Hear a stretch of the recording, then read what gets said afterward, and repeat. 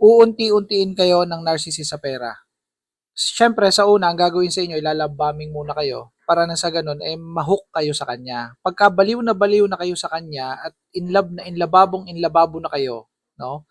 Napangakuan na kayo ng mga kung ano-ano, napapakasalan kayo na kayo ang kanyang true love, kayo ang kanyang soulmate, kayo yung kanyang matagal nang hinahanap, matagal na kayo pinapangarap, no? At kung ano-ano pang mga pambobolang pinaggagawa sa inyo, love bombing yan. No? Syempre, na-hook na kayo, nandun na kayo sa point na na-hook kayo. Ang gagawin sa iyo niyan, no, magpaparinig yan, hindi yan uutang. Una, o hindi yan mag-uutos sa iyo na tulungan mo siya sa pera. Magpaparinig yan, sasabihin niya, alam mo, meron akong negosyo na nalugi, mahal na mahal ko yung negosyo na yun, napaka-importante sa akin nun.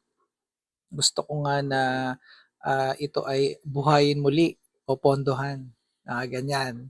Magkano ba kailangan mo? Sabihin niya, ano lang, mga nakakahiya, wag na. Pakipot na ganun. 20K. Unti-unti testingin ka muna sa maliit. Tetestingin niya. 20K lang naman, pandagdag lang, kunwari ganun. No? Siyempre, bibigay ka ng 20K. Tapos, gagawa na siya ng mga eksena na mga pambobola at mga kung ano-anong mga fabricated stories about the business, kunyari kumikita, etc. etc. Uy, salamat sa iyo ha. Kasi may mga nangyayari na do sa business ko. Nakatulong naman, makadagdag, nakatulong naman sa negosyo, ganun-ganun. Ngayon, dadating ang point na magbibigay ka na ng 30K, 50K, 100K, ayan, doon padami na ng padami yan. Habang dumadami yon, may mga fabricated stories siya doon. Mga fabricated na, mga kung anik-anik na mga kwento. Ganun ang mangyayari. Tapos mababalitaan mo na nalulugi na pala yung negosyo na yon at wala naman talaga nangyayari doon.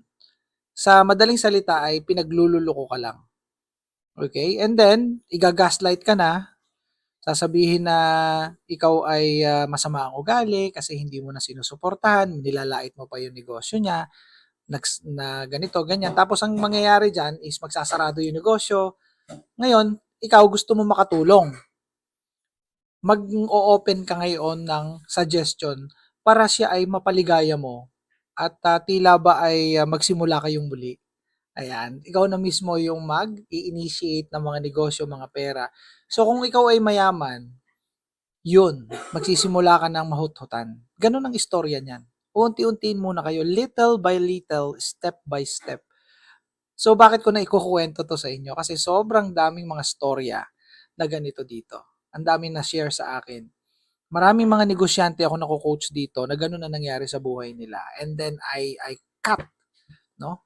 Pinatigil ko ang abuso na ito. Nagtataka yung kanilang narcissistic partner na ex na nila ngayon, bakit hindi na nila maloko yung mga tao na yan? Yung mga babae na ito, mga lalaki na ito. Ito mga followers ko, hindi na nila maloko eh. Kasi buo na sila. Binuko ko yung mga pinaggagawa nilang manipulation. Yung mga manipulation tactics na pinaggagawa nila. Ginagamit nila yung pagmamahal. Wine-weaponize nila yung love nung tao na yon, yung biktima. Wine-weaponize. No? Yung bait, wine-weaponize. Yung damdamin, wine-weaponize. Mahal mo ba talaga ako? O baka meron ka ng iba? Kung mahal mo ko, hindi mo ko pababayaan na mag-suffer sa negosyo kong ito. Oo, mahal kita.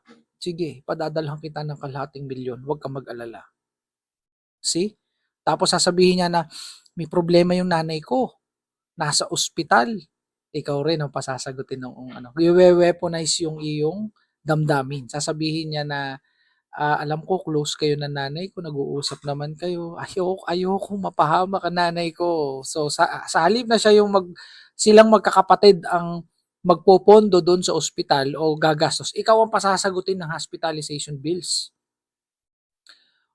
Pati yung mga renta, kung narenta yan, kung narenta yung pamilya niya, pasasagot din niya yun sa'yo. So mag-uumpisa yan na sagutin mo yung mga maliliit na bagay hanggang sagutin mo na hospitalization. Ito matindi.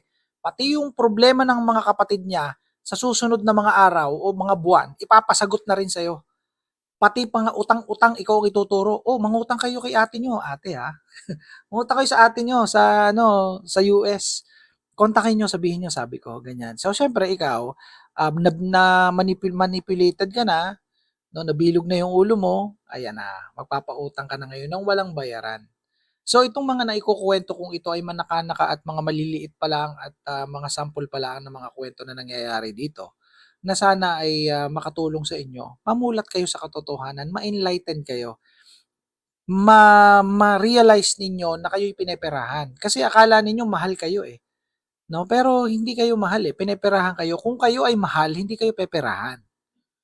Kayo ay paglilingkuran, kayo ay gagastusan. Ngayon, kung kayo ang gumagastos, narcissistic supply kayo. So see you in my next content. I hope it helps. Bye for now.